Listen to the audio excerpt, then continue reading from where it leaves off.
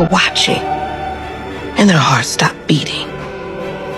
Died of some sort of acute shock.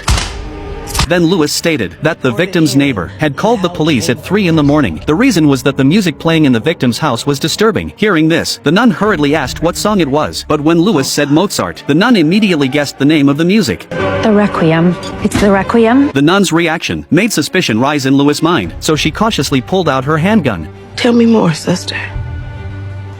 Why do you say it fits? Is there something else you're not sharing?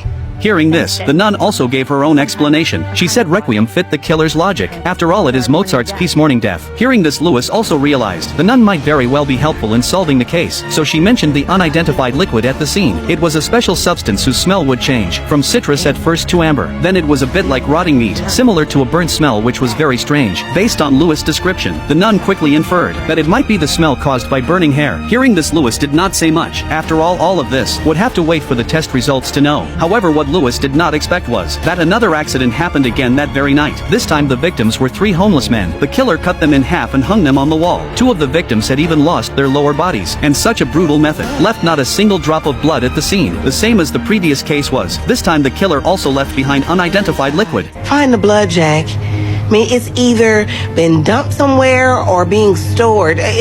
Call Holcomb County. Get their team of cadaver dogs down here to sniff it out. Romans 6. Fuck are you?